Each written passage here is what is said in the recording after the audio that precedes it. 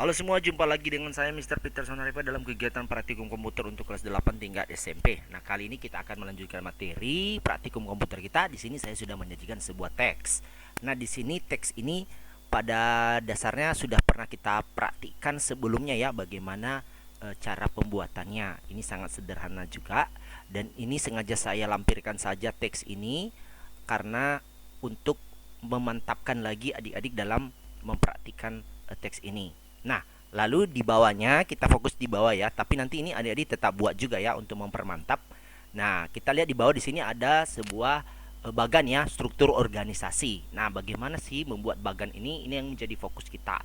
Pertama yang kita pergunakan di sini adalah shapes. Sekali lagi ya, yang kita gunakan adalah shapes.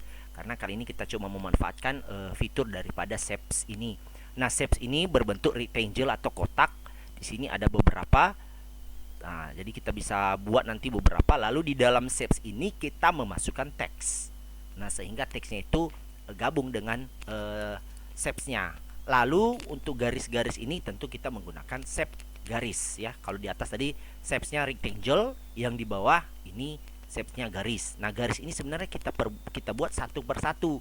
Lah kita bentuk secara manual gitu supaya bisa terbentuk seperti ini. Baru nanti kita bisa membentuk, menyusun sesuai dengan bagan yang kita inginkan. Nah, di sini kita langsung saja coba praktikan.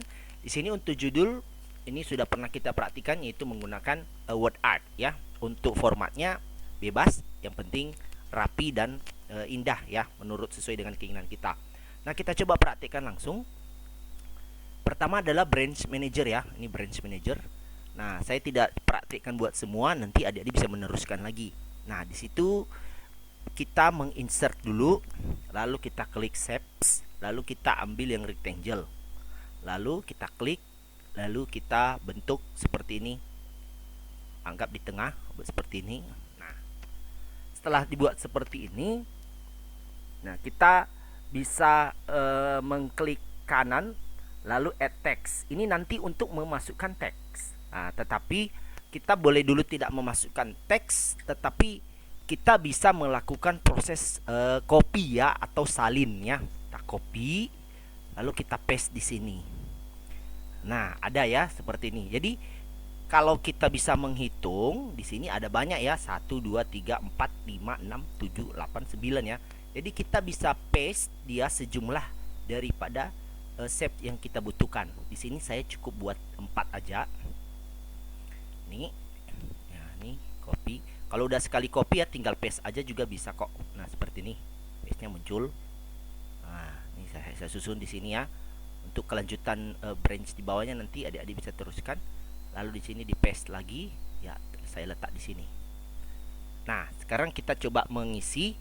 Caranya ini kita klik kanan ya. Geser dulu ya ke bawah biar agak rapi nanti. Ini diklik kanan, lalu klik add text, lalu kita mengetikkan teks branch manager.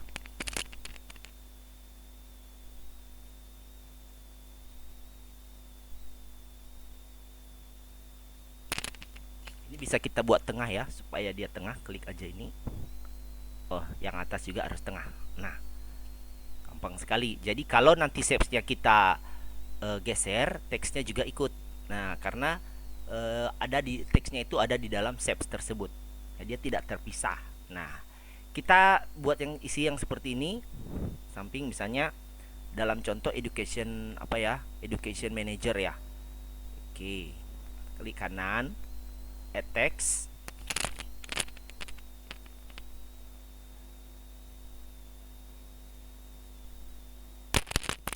Kita buat tengah. Ya, nanti untuk teks isian ini adik-adik bisa teruskan nanti ya. Nah, sama seperti pada bagian 1 dan bagian 2 ini ya. Step 1, step 2 diteruskan, nanti adik-adik bisa lanjutkan. Nah, sekarang kita membuat garis-garis koordinasinya ya. Garis-garis koordinasi seperti ini.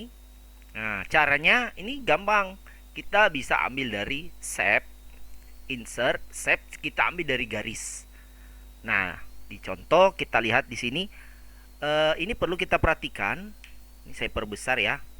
usahakan ini karena udah muncul apa ya, save ini karena sudah saya klik save, ini kita arahkan tepat di garis supaya tidak lebih ya, supaya rapi. Pas di garis, klik, tahan, tarik ke bawah secara lurus. Usahakan tengahnya juga terletak di garis supaya kelihatan garis dan juga kotak itu menyatu seperti ini. Nah, menyatu. Nah, sebenarnya dia ini kan terpisah. Ini terpisah. Tapi karena kita rapi membuat, sepertinya menyatu. Nah, ini perlu kehati-hatian supaya tepat. Adik-adik juga kalau memang butuh apa, layarnya boleh diperbesar. Nah, berikut kita teruskan modelnya horizontal ya, seperti ini horizontal. Ini satu shape garis juga. Ini satu juga nanti yang bawah, satu juga yang bawah. Kita lihat.